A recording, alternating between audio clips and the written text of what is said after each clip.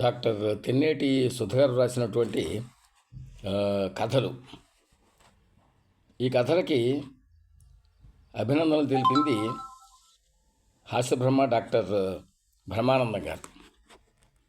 Onguri foundation చిట్టెనరాజు గారు వీళ్ళకి publication అది చేయించారు.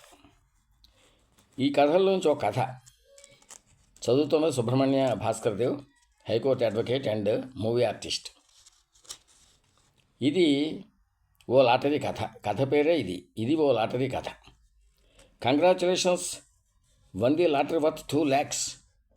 ఓ వణుకుతున్న చేతులతో సంతకం పెట్టి వణుకుతున్న గొంతుతోనే టెలిగ్రామ్ చదివాడు కార్తీక్. మొదటిసారి తప్పు చదివానన్న సంశయం వచ్చి మళ్ళీ చదివాడు. ఇప్పుడు కార్తీక్కి కళ్ళు గిర్రం తిరిగిపోతున్నాయి. భూమి ఆకాశం ఏకమైన అనుభూతి. ప్రపంచంలో ఎంత అద్భుతం కూడా జరుగుతుందా? తనంతటి వాడికి ఇంత అదృష్టమా? తను ఒక సామాన్య ఉద్యోగి, ఓ పిల్లల కోడి. అట్లాంటి తాను ఇప్పుడు భాగ్యలక్ష్మి విజేత. పట్టణాన్ని ఆనందం పగ్గాలు తెంచుకుంటుంటే ఒక గావుకేక పెట్టాడు కార్తీక్. మరి ఏళ్ల తరబడిగా లాటరీలు కొట్టమే కానీ ఓ 5 రూపాయలన్నా వచ్చిన పాపాన పోలేదు. శ్రీమతి ధనలక్ష్మి గాబరాగా పరిగెత్తుకొచ్చింది. అప్పటికే కార్తీక్ నేను లక్షాధికారిని అంటూ నాట్యం చేస్తున్నాడు. ఒక్క క్షణం ధనలక్ష్మికి ఏమీ అర్థం కాలేదు. ఏమిటండి, మీకేమైంది? ఇలా కూర్చోండి అంది భర్త చేయి పట్టి లాగుతూ. ఆ చెయ్యి విదిలించి పాడేశాడు. నువ్వెవరైనా నన్ను ఆజ్ఞాపించడానికి? ఇప్పుడు నేను లక్షాధికారిని అంటూ మళ్ళీ ఒక దూకు దూకాడు. ధనలక్ష్మి బిక్కుమంటూ నిల్చుంది, పెళ్ళయి పిల్లలు రాలిపడుతున్న గోడల వంక చూస్తూ. అదే సమయానికి కార్తీక్ కొలీగ్ ప్రసాద్ 10 రూపాయలు అప్పేమన్నా దొరుకుతుందేమో అని వచ్చాడు పొద్దున్నే. ఎంత చెప్పినా వినిపించుకొని భర్తకు విషయం వివరించింది ధనలక్ష్మి. టెలిగ్రామ్ చూశాడు అతను. ఆ రోజు తారీఖు చూడగానే స్ఫురించింది జరిగింది ఏమిటో. కానీ ఏం చెప్పినా నమ్మే స్థితిలో లేడు కార్తీక్ ఆఫీస్ టైం అయింది పదా అన్నాడు. ఆఫీసా? లక్షాధికారి కార్తీక్ ఆఫీస్కి రావడమా? బోడీ ఆఫీసు నన్ను చూస్తే మెమోలు ఇస్తాడు. నేను ఇంక ఉద్యోగం చేయను పో.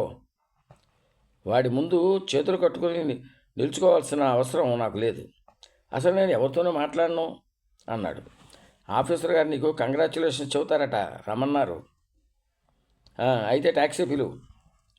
ట్యాక్సీలు మన వీధిలో దొరకవు, ఆటో పిలుస్తాను అంటూ ఆటో తీసుకొచ్చారు. ఇంకా ఆఫీసుకి అప్పటికి చాలామంది రాలేదు. ఆఫీసర్ నిత్యానందం మాత్రం అరగంట ముందుగానే వచ్చి కూర్చుంటాడు.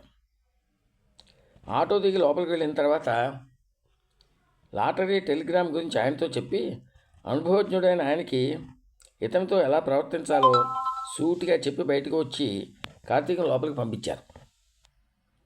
ఆకాశంలోకి చూస్తూనే ఆయన గదిలోకి అడుగుపెట్టాడు కార్తీక్. ఏమయ్యా, నీకేమైనా బుద్ధి ఉందా? కాస్త ఒళ్ళు దగ్గర పెట్టుకుని పని చేయాలని తెలియదా? ఏమిటి డ్రాఫ్టింగు? అసలు ఈ ఫైల్ ఎట్లా చేసావు చెప్పు. ఇట్లాంటి తప్పు ఈసారి జరిగిందంటే సస్పెండ్ చేస్తాను జాగ్రత్త అని ఒక ఉరుమాడు. కార్తీక్ దిమ్మ తిరిగిపోయింది. తన ప్రైజు, కంగ్రాచులేషన్స్ ఇవేమీ లేకుండా అదేమిటి? ఒక్కసారి తాగిన వాడికి మైకం దిగిపోవడానికి 2 బకెట్ల చన్నీళ్లు నెత్తిని గుమ్మరించినట్టయింది. మత్తు దిగిపోయింది. ఆకాశం అంచుల్లోంచి నేల మీదకి దిగి వచ్చాడు. అది కాదు సార్, నాకు లాటరీలో ఏదో చెప్పబోయాడు కార్తీక్. లాటరీలో ప్రైజ్ వచ్చిందా? ఇవాళ తారీఖు ఎంత? ఇవాళ అంటూ గోడకున్న క్యాలెండర్ వెతుక్కొని ఇవాళ April 1 అన్నాడు. అతని కంఠంలో దుఃఖపోర కమ్ముకుంది. మనసు నిరాశగా నిట్టూర్చింది. April 1 వచ్చే ఇలాంటి టెలిగ్రామ్లు నమ్మకు, వెళ్ళు అన్నాడు నిత్యానందం కార్తీక్ను జాలిగా చూస్తూ. టెలిగ్రామ్ కూడా అతన్ని జాలిగా చూస్తుంటే ఆయన గదిలోంచి బయటకు వచ్చాడు కార్తీక్.